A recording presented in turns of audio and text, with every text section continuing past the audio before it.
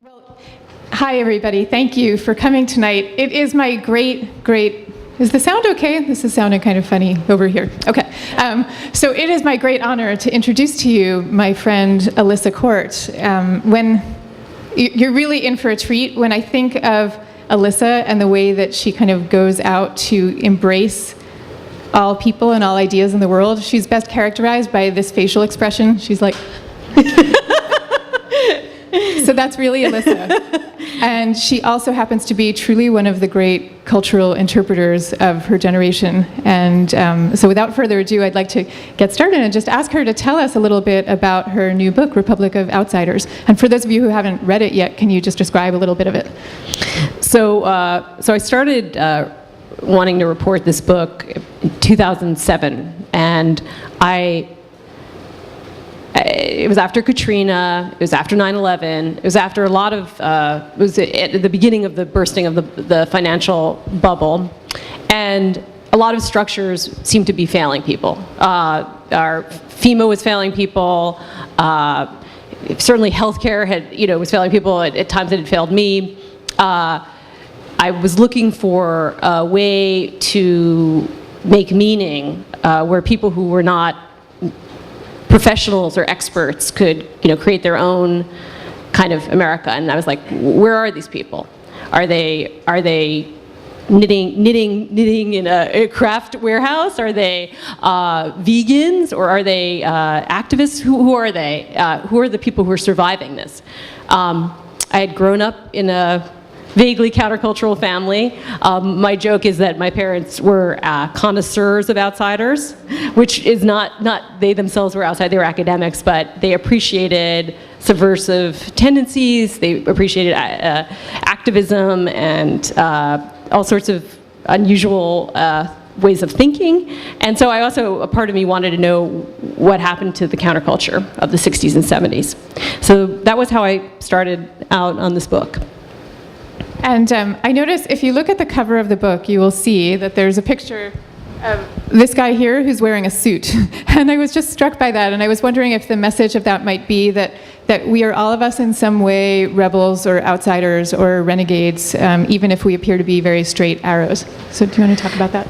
Yeah, this is actually based on someone in the book. I mean, I love that there's a metaphoric possibility. This is Karen Ross, or some interpretation by the incredibly talented cartoonist Josh Neufeld, who anybody who's read A.D., the book about New Orleans, might know his work. And Karen runs Independent Diplomat, which is represents non-states, that don't have a seat at the table at the UN. But on the side, he's an alternative banker, which means that he has started something called the Occupy Money Cooperative, which is planning to have a bank card for people who are underbanked. It's about to do that, and to have a bank that's basically part of Occupy. But the reason he was included in the book is that I wanted people who are both insiders and outsiders, because I think a lot of people who are outsiders are insiders in some other part of their lives. They have an ordinary job, say, or they were raised with all sorts of privileges, but yet they found other ways to resist. So yes, he is both a metaphor and an actual person. That's really interesting. And is that related to a term that you talk about in the book, the term identity innovation? I was really struck by that term and what it might mean. Yeah, I mean, I thought of identity, everyone's talking about innovation now, right? Disruption, innovation, half the time I'm like, what are we disrupting? There's going to be nothing left. But I was also interested in what happened to identity politics in the 80s and 90s, and I felt like some of the people I met people who were schizophrenic, I met people who were animal rights activists, but they were trying to change the contours of what those identities once meant. And so I thought, well, why don't we really think about innovation in terms of identity politics and sort of bring these two things together? So that was basically what I started to do. And indeed, each of the people in this book, and it's teeming with characters, it's like almost unmanageable, and real stories about real people. But for instance, somebody like David Lee, he was a chef in Seattle. He was an ordinary guy, not a vegetarian. One day he drove past a slaughterhouse and saw a dead chick lying in the road, bleeding, and he said to himself, I am going to become not only a vegetarian, I'm going to become a vegetarian chef, and I'm going to make fake meat. So it was a revelation, and that is exactly kind of an arc of an identity innovator, right? They start out sort of inside, sort of outside. He's, living in Seattle, and then he winds up, trying to radicalize animal rights. So how did you decide which of these characters you were going to follow and report on for the book? Like, I think it's interesting always for people to hear about what your process is as a writer. So here you are, you're attracted to this idea of outsider culture and renegades and what they contribute to society. How do you decide who these renegades are going to be that you're going to follow? There are so many. Well, it was a blistering process of or like auditioning outsiders for 7 years. No, I'm not kidding. I've described it. It was a Kentucky Derby effect, where you're watching the horses and you're trying to sketch them as they ride by and then they disappear. Because one of the side effects of today's culture, where so many people who are on the fringes become establishment, and then they fall out of the establishment, and this rapid succession. And I've seen someone here in the audience who's just written on GMOs, and that whole movement has who is pro-GMO, who's anti-GMO, who's an insider in that, and who's an outsider is just shifting. The markers of that are shifting every day. So part of the process was watching half of my sources become insiders, while I was writing about them. So I'd be, arguably, Shepard Fairey, that was right before this was the artist who drew the picture of Obama based on a photo that was by an AP photographer, and then there was a whole intellectual property lawsuit for everybody who doesn't remember, and this was right before that suit. So, and I was like, he already had people, so he was probably too much of an insider. I talked to the head of CEO of Craigslist, Jim Buckmaster, but this was, again, 2007. So, and on and on. Rachel Maddow, Lena Dunham, Before Girls. Wow, that's really interesting. Yeah. So can you say, having mapped out this kind of culture, that there is a pathway that most outsiders tend to follow? Is there a standard narrative arc where they start out as outsiders, follow a few steps, and become insiders along the way, or do they take multiple paths? Yeah, if I was an old Marxist, I'd call it dialectical, but I think it's actually more complicated than that. I think it starts out with people now recognizing that they have to sell themselves. It's a crowded market, and so I came up with a term to describe this: self-cooptation. So I think some of the more successful outsiders are actually almost like prepped to be bought, and even when it's some strange ideas like scientists in labs making artificial meat. An activist that I interviewed, it was seen as a really far out idea, but they recognized they had to come up with a phrase like artificial meat, or in the autistic movement it's neurodiversity, and so they're preparing for people to buy into them in a different sort of way than they might have in the past, or they're more aware that they have to do that. So that's one of the way stations. Yeah. So does that apply even to the outsiders who are less, frankly, commercial in what they do? Like, I'm thinking of, Alissa opens the book with a chapter about the Mad Pride movement, which is so interesting. It's this group of people who are determined to reimagine or recast their mental illness as a dangerous gift. They call it a dangerous gift. Are people in the Mad Pride movement using also this sort of frankly commercial process for thinking about how to sell their ideas? Yeah, I think so, even though, for many people, Mad Pride, that's, thinking maybe instead of saying somebody's bipolar, they say I have extreme states. So it's really, it's really out there, and that's part of why I kind of started the book as almost like a joust with the reader. Like, can you take this? Because this is the most outside of the outsiders. But even they were understood that they have to use phrases like Mad Pride, and this is part of the disability movement and its legacy, or they have to use a phrase like dangerous gifts because it's sort of It's a beautiful phrase. Yeah, it's beautiful, sexy, sort of Blakean, But yeah, they, and they recognize that they too have to package themselves. They also talk about Icarus. So one of their groups, the recovery movement groups, is called the Icarus Project. So the story of the Icarus, the boy who flew too close to the sun, has this power, and it's not, old-fashioned mental health movement, which people would go, ugh, you know. So yeah. And so in deciding to use that as your first chapter, was it purely about wanting to shock the audience, you know, can you take this? Or was it also saying to the audience, maybe there's a piece of all of you in this. There's a piece of all of us who have one form of dangerous gift or another. Yeah, I see us all as having something about us that's outside. I see us all as having, and I mean, the response to the book has been, you know, I just was talking to a TV producer who said, oh, I'm such an outsider, which it cracked me up. I was like, really?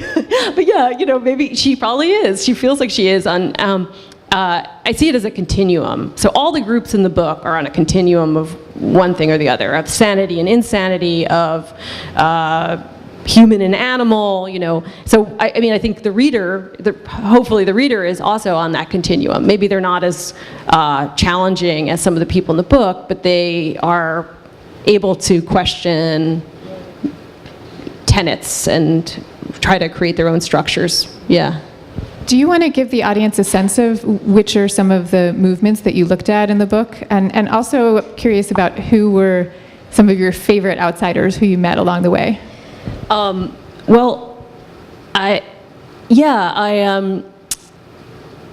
the sense of who I met. So I met, as I was saying, these mad priders, the most extreme, but then, you know, I talked to the guys who did Beasts of the Southern Wild, you know, which wound up being an Academy, you know, award-nominated movie.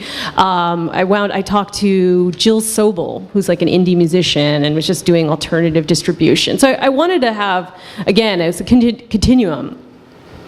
I talked to extreme musicians who were, this guy at Sublime Frequencies, his name's Alan Bishop, who said, you know, I want people to like what I like. And that's why he was doing, you know, it was wonderfully megamaniacal. And I, you know, by the end I was talking to crafters and alternative bankers, urban farmers, some of the more conventional people. I think my heart was with the filmmakers, just because I started out as a film critic and I'm most like them. So their kind of subversion was organizing people into networks where they could produce film differently. They'd gotten their training in the Obama campaign, actually, the Beasts of the Southern Wild people, which is interesting, in 2008. And so they sort of questioned why there should be a difference between actors and non-actors, and cast and crew and everybody in the town. Why can't they all be working on a film? So that seemed, yeah, I identified with it. I was also fascinated by the chapter that you did on people with autism, and on trying to recast autism and point out to the American culture in general that much of our culture is built on the kind of systemic, hyper-rational thought that's characteristic of autistic people. You know, that's built our bridges, and it's built much of our software. So I was really struck by that. Can you tell the audience a little bit more about that and about what the term neurotypical means? So we have to be really careful. There's actually somebody who's an expert in this here too, but neurodiversity just basically says, you know, we're all wired differently. Again, we're all on a continuum. If anyone here has dyslexia, they're potentially neurodiverse. If you have synesthesia, where you see colors and shapes differently than other people, you can be neurodiverse. Even if you have really heavy-duty dreams or ADD, you could be neurodiverse. So that's the most capacious definition. But it's usually used to describe people who either describe themselves as having Asperger's or having or being autistic, as thinking differently, not just being disabled, and in some cases being superior. So a number of companies are now hiring these people as software testers and other jobs that take obsessive, persistent work and see the world as computer interfaces. Sometimes that's a part of it. Or people who are very capable of categorical thought. Those are the neurodiverse. And so it's a positive. It's just, again, flipping the script. And that phrase, neurodiversity, did a lot of work for that. What about, you have a fascinating chapter on the animal rights movement and on the way that people who are embracing this move, or part of this movement, went from being seen as kind of a wacky fringe group to being seen as part of the cultural mainstream, represented by very pretty actresses, as you write. So how did that happen? And what lessons can people take from that experience to other kinds of movements? So yeah, I divvied it up into 3 different groups. Animal rights within the movement, animal rights light, animal rights hardcore, and then animal rights futurists. And I saw the whole thing as like a case study, because animal rights, when I was growing up, there's foie gras restaurants, there was lobsters weren't being treated nicely. They were like, we ate veal shamelessly. And so I think things have really changed. You go into Whole Foods and they're part of the animal rights light in my telling. And you're being promised that the lobsters are living happily, and so yeah, whatever. So that's one stage. So that's again, if we're thinking about this dialectical thing. So those are and then I talked to animal rights hardcore, and how I thought of that I don't know if this. It's okay. And those were animal rights lawyers who wanted to talk about human beings as non-human animals, whose branding of their movement was pretty radical still. And so I thought they had nudged the movement forward. The work they'd been doing for 40 years was part of why we were buying things in Whole Foods that were supposedly well treated. And a part of why the propositions were passing in California to permit hens to live in bigger cages and things like that. So we needed that bedrock, but they didn't know how to sell themselves. And then in the final stage, the animal rights futurists have been already incorporated just in the process of me writing the book. It started out, those are people in labs who are trying to create artificial meat based on animal cells. So it will taste just like a steak, it will taste just like a hamburger, but millions of animals did not have to die for your pleasure. So, and when I first started telling people about this, that I went to labs to talk to scientists, and people said, that's disgusting. That is just, I actually try to talk about it at Thanksgiving, and people were like, what are you doing? And then, 5 years later, Sergey Brin is investing hundreds of thousands of dollars, and it's like it's become a commonplace. PETA has put up $1 million prize. So that's kind of the case study. So again, it's a case study of hardcore members pushing forward assimilation, and then finally there's this new future, often enabled by technology, where interesting new things can happen. Do you see these movements in general as more or less a positive in our culture? Is there a way in which they're not? Is there something sometimes dangerous about them? One point that struck me was coming back now for a minute to the Mad Pride movement. You paint a remarkably empathetic portrait of many of the people who are the prime advocates for this movement. And then there are also people, on the other hand, like Peter Kramer, who wrote the book Against Depression, and says, depression, no matter how we might try to recharacterize it, is a painful and disabling thing to suffer. So how do we draw the line between the positive, life-enforcing, empathetic sides of these movements and where they might go too far, or do they? Do they go too far? Yeah, I think they definitely can go too far. I mean, the hardcore members of every one of these movements is like any movement where their unassimilatable parts are become a problem to the whole. But at the same time, they're the drive of some people who are on the edge, who are not taking medication. I mean, those are the really extreme cases of some of the Mad Priders, where they're just like, they can spin out of control. And so I tried to raise a flag for that. But by the same token, I mean, you have 5 million people in this country who say they don't have mental health care. Half of those people say it's because they can't afford it. So I'm not sure it's always a question of whether these people are going to get the care they need and they're refusing it. They may get no care. So even the more radical elements of each of the chapters, the people in the chapters, I feel like they're serving somebody. And they're serving something because it's a system. These systems are broken. And I'm not. And the thing that upsets me is that it's not that everyone is thrown back on their own strengths to survive. And I mean, I'm celebrating that, but the darkness to me is that we have to all do that. Okay, I think I'll ask one final question before turning Sure. it over to the audience, and that is, I'm imagining that many of the people who are here today might feel they have, that they might be outsiders or renegades or have secret passions of their own that they're interested in thinking about, well, you know, how could I see these broadcast in a wider way? And I'm just curious, or how can I just see these advanced in general? And I'm curious what advice you might have for people. So I think the lessons I learned from most of the people I wrote about was just this, they stuck with it for often, sometimes 40 years. Like the animal rights lawyer I was talking about, people barked in the courtroom at him when he first entered the courtroom.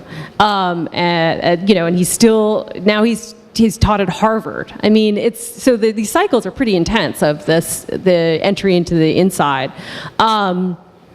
And he stuck with it, and he just believed, and he tried to change the language, and he tried to change the way things were being framed. So I think. Did he ever have a crisis of like, you know, this is too hard, I might actually just give this up and then have to just keep going, or was he steady all the way through? He didn't, and like what's surprising is maybe that was the ultimate test. None of these people wavered, or I mean, they may have wavered internally, but I mean, I think that's part of how I wound up defining an outsider, just their consistency and their resiliency, and just like their commitment to strangeness, or seeing that strangeness can have power.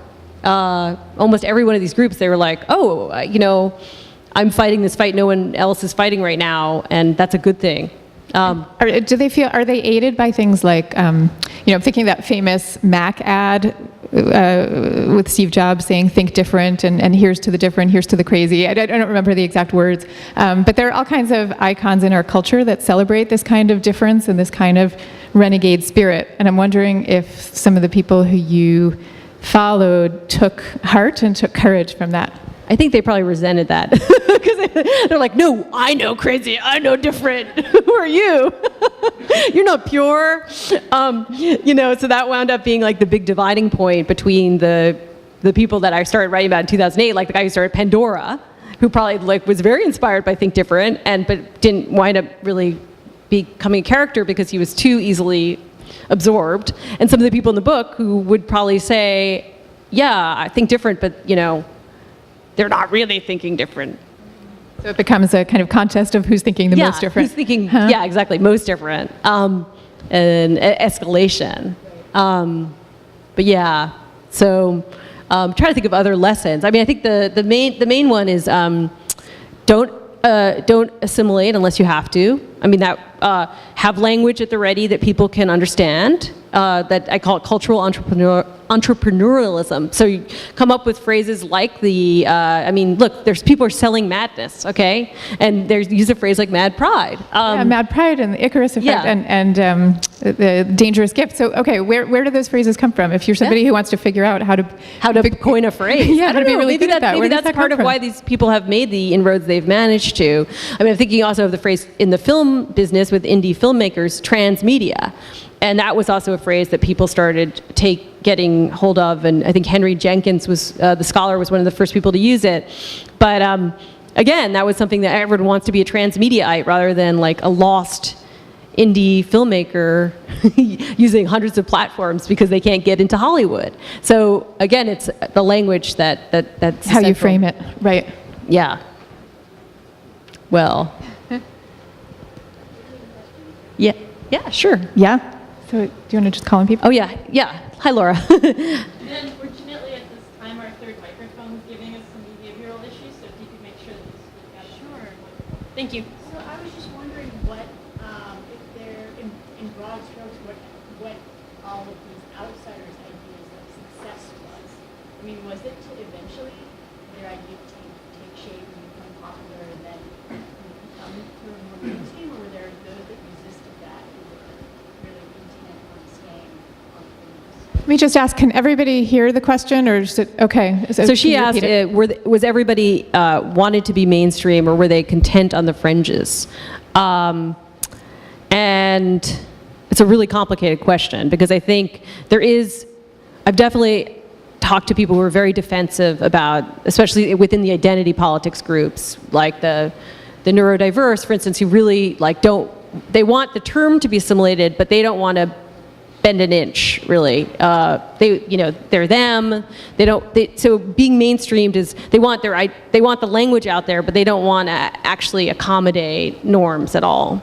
So I mean that's one case. But then obviously the filmmakers or some of the crafters would love to be absorbed by Urban Outfitters.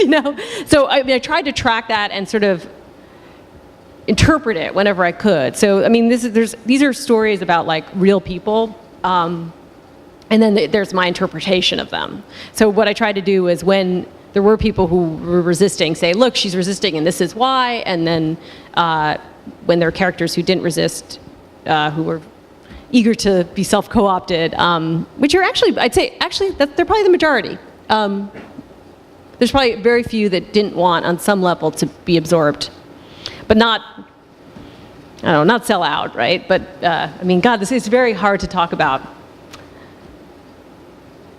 Yeah, Patty. The conundrum that I think comes up in this topic, which is really fascinating, is on the one hand that you can intellectually embrace the idea that there is a continuum, that we should be empathetic to differences, but it almost leads you, it seems to me, down this path of withholding any kind of judgment. And there's any number of movements we can talk about. One to really establish one, for instance, is the death movement, where they think it's torture or inhuman to try and restore hearing, that they don't accept as a disability at all, which from a particular hearing person is, I can't comprehend that. And so I find in so many of these cases, like, my empathy goes a long way, but then you kind of, where is the point where you feel justified in making a judgment? I came up with... Did everybody hear that question? Sorry, Alissa. Anyone who didn't hear? You didn't hear it, Katie? Where is the point where you feel justified making a judgment? Where I felt justified, I guess. And... I mean, I tried to do that. I tried to say, like, this is concern, for instance, the Mad Priders, or some of the trans feminists, transgender feminists. This is another term that people are coming, there are people getting surgeries really young. I mean, a lot of the extremes push the edge of our tolerance, right? Because it's like, is that okay? Does this 17-year-old, 18-year-old really know what this is going to mean for the rest of their lives? Or they're a minor? But what was interesting was partially because I followed them for so long. I mean, I've been reporting on these people for like 6 years, and they were usually right about themselves. And I mean, maybe these were localized examples, but I did talk to a lot of people. So that doesn't really help us in terms of tolerance in general, but I just know as a reporter just the particulars, and that they were right and it worked out, and the answers they had come up with for themselves and the politics they were hewing to were working for them, and were disseminating really interesting ideas that the rest of us need to hear. But I know what you mean. and like I struggled a lot with it. I mean, just as a writer, I struggled. Like, how do I show the reader that I question this, but at the same time, I give the characters the respect I thought they deserved. Yeah. So I just finished my first book, a memoir about being on the fringe of a particular group, and I'm very protective of the book. And I have two publishers that are interested. I don't even want to pitch the book or anything. It's like my little baby, because I actually feel like if I do put it out there, then it's sort of like, being vulnerable. And like Susan put out Quiet about being an introvert, and you have to talk about your book. So it's interesting where the compromise lies. So I like what you said about sort of having the language out there, but not necessarily compromising on norms or assimilating too much. I guess it's more like a comment than anything else, but did anyone who you profiled sort of retract once? Oh, yeah. I mean, I don't know retract, but just said, well, I had a problem with one of the characters who was just like, I don't want my last name used. And anyone in the news business is like, oh, was like already, it was on the presses. I'm not kidding. And I was like, how am I going to do this? Like, I can't get your, I actually did remove her, and she's really young, so I felt that was like sort of legitimate. It's the only, I think it's the only time I've ever done that. But yeah, I mean, it's that she's the only person, and there's, like, I don't know, 100 people more in this. Like, I don't want to scare anybody away. No, but there's like at least 12 central people, 12. So none of the others had a problem. And I went back to them and checked in and stuff. So I think people have to be confident that you respect them. So that's the dilemma that Patty's asking about, like the tolerance question. I guess my tendency as a reporter is, if anything, it's like overly caring about my subjects to the point where, like, I have to force myself to judge them, I guess. Like, which is, I think every reporter falls on one side of that, actually. I mean, it's something that you see, like, are you trying to control your judgment of your people, or are you trying to control your identification with your people? Yeah, Michelle. Hey. I'm really interested in this process of something that's legitimate becomes what you're calling cultural entrepreneurship. Can you talk a little bit about how you saw them do that? Besides coining phrases, how did they get their ideas disseminated, maybe taken for granted? How did they grow people through writing, through institutions? What are some of the mechanisms? Yeah, I think it's all those things. I mean, for instance, like the animal rights folks, it was like law schools. I mean, it was like literally law schools. I mean, the animal rights lawyers. But once it became like legitimized on that level, then people be like, oh, there's actually, case law around this. And I mean, right? I think that's like becomes a big part. Or like the alternative banking, once they have a board that includes people from Deutsche Bank and lots of other financial institutions, then it's not like the hairy Occupy stereotype. It's financiers, it's somebody who was at IBM or Morgan Stanley. So I mean, some of that is like borrowing some of the legitimacy from existing institutions and then moving it over, and that's a process, sort of a traversing with that. And then it's language, and then it's like a theoretical concept counterpublics where people use language and on the web or originally in monographs and books to create an alternative public space. So I think the web has been part of why this work has gotten so out there so quickly in these terms. So it's not just the terms, it's the means of transmission. So that's been another major way. And I also think having something to sell. So I think, like, for instance, with the crafters, like, people are like really buying into Etsy and some of this material, and they're buying into, there's a undergirding philosophy actually with a lot of these people, but once the fake meat products, like, oh, but they actually want to buy it. So that's one, I mean, some of it is just like, it's not just a critique of the system entirely, but it's giving people something to choose. That's a commercial choice. Yeah, Katie. I want to know if all your text about all these people made you feel more like an outsider or more like an insider, or neither? Well, yeah, I mean, You know what I mean? I do. I don't know how like emotionally honest to be. That's all I'm thinking. I think more like an outsider. But I also think the world, as systems started to collapse, my own profession, journalism, was also collapsing. So the fact that I'd gone to J school and been published by fancy presses and wrote for all these, it doesn't mean, I mean, a lot of writers in this room, I mean, I'd love to know if they feel less like insiders than they once did.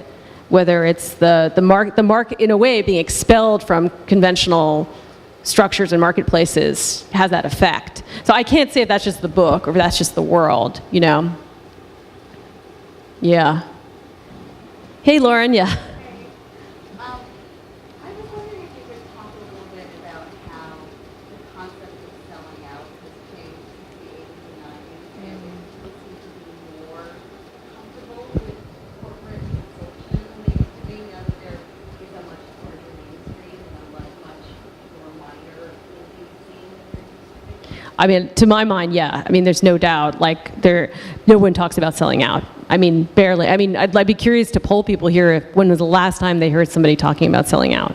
I'd love to ask my friend here who's 25 if people actually talk about that, or if that's a term that's being used, because it was the consuming idea of not only the 60s but of Generation X, right? Like, are you just commercialized? Are you empty? Are you going to make meaning? Are you going to be true to stuff?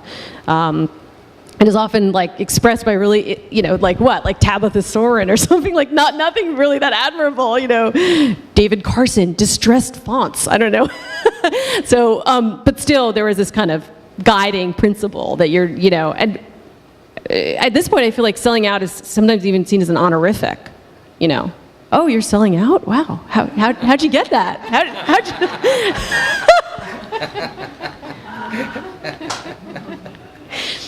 So yeah. Yeah, Amy. This is just a question about your process. So you have all these narratives and all these characters, and you followed them for 6 years. How did you know when to stop? How did you know when you were done? She told me. It's my editor. Because I was going up until the very last minute, and it was like so OCD, and I was like, and at some point Sarah was just like, she just, I'm too nice to like offend people, so that she got to put like, it's real, you can't ask for another change, and she's really nice too, so it just became this like, and that was when I stopped. But if I had been left to my own devices, it would be this palimpsest, and it's like a slim volume. But I've like it's like labored. Each word is labored. It's like a fine paste. Yeah. Yes. Okay, no, go on. Yeah, and then. So we touched a little bit on the web, and something I'm curious about is how social media plays into outsider groups, and that it's an opportunity to find other people that are kindred spirits and finding in-group within an outside situation, but also in finding a larger following, especially on platforms like Twitter and Facebook, giving more public and people more insight. So. Well, yeah, I mean, there's a case study here of the film critics who banded together with bloggers, it's mostly bloggers, to save the film Margaret, which was a film made by Kenneth Lonergan, which is, I think, a terrific movie. And I believe it was Sony had backed it, and they just kind of dumped it, which happens a lot in the film business. And, the bloggers saved it. They said, this is they had a petition, I mean, seriously, and it circulated all around Twitter and then the web, and ultimately, I mean, it wasn't like it's become a huge moneymaker, but it was on best of lists. All the critics started reconsidering it. They said, maybe this is good. And they, I think it was even the best of. I think David Edelstein at New York Magazine wrote like 5 different reviews where he kept reassessing his opinion. And that was just one really concrete example of what Twitter and other social media can do, I mean, to save this film, which in the past could have been would have taken 30 years. You look at films from the 30s like Napoleon, or, I'm going to get really film nerdy here, so I'm not going to do it, but I could. But, it would take 30 years, 80 years for a film or a book to be reconsidered and recognized and canonized. And now it happens sometimes it can happen this happened in a couple years, or less than a year. So that's one example. There's many, many more, and you're absolutely right. It's a huge, but it also has its own dangers where everybody's going and I try to write about that a little because I feel like and nothing moves and nothing changes and it becomes just language. It's a really tricky thing. So, I mean, I think this is a really affirmative book, but I also wanted to flag so we don't get just exuberant that there's some issues with just using social media and virtual spaces, to make change. Hey, Zephyr. Hey. So I just started reading it. It's fantastic, and you may address this more later, but it's more of a personal question. What strikes me so far, I don't know if I can ask this right, what strikes me so far, she's an actress sometimes, seriously, is that it's a valorization of the outsider, and so that it obviously calls, the easy outsider examples that it calls to mind are the birthers, anti-vaccine movements, anti-humanist movements that have been extremely successful Yes. and gone through the same process. And so just using those as easy examples. And there's so many, And yeah. so many. I was curious about what your valorization is. Is it of people who have ideologies themselves? Is it, and maintain those ideologies? Is it ideologies that are themselves outside of existing ideologies and the bravery in that? Is it a particular set of ideologies? What was my marker? Like how I, No, not for the book, but for yourself. for myself, I felt like I was looking for groups that represented a philosophy, which I guess is still a cheat because the anti-vaccine people represent a philosophy, which is, I guess, I don't know what, anti-science or reactionary, like Luddite or antediluvian, I don't know, whatever you want to call them. But so That's an easy, I mean, that's a philosophical distrust of the scientific. yeah. Right. Okay. So but I was even considering keeping them in, and then I was like, it's so dark. I don't know if I want to do that because I know myself, and I knew I'd probably do 5 years, and I was like, I don't really want to listen to them how they got the chicken pox in New Hampshire. How they drove 200 miles to infect their kids. Like I don't, so I was like, I drew the line. I guess I wanted to be around people that I kind of liked because I knew that I'd be spending a lot of time with them, and I knew there'd also be people other people didn't necessarily like. So I would have to be able to champion difficult people. So to have that other layer where they'd be difficult people that people didn't like that I didn't like, it's like that's just too much. I was like, I don't know if I can't get myself to do this. So, but the commonality with all of them is they are creatures of ideas. They are living an idea. And so I just recently said everybody has a sentence. Every writer has a sentence that animates all their work. It's a game. Try to figure out what your sentence is if you're a writer or a creative person of any kind. What's your sentence? And my sentence is, who I want to I want to understand people who live by an idea. And actually live out and a lot of these people, because of their identity issues, have to live out an idea. So it's not a question. So they're really close to the bone, and that was to me just it was kind of like I was trying to keep myself interested, I guess, too. Well, that concludes today, and thank you so much, Alissa and Susan, for joining us. Make sure that you check out a copy of Republic of Outsiders on your way out if you haven't already. Thank you. Thank you all for joining us as well.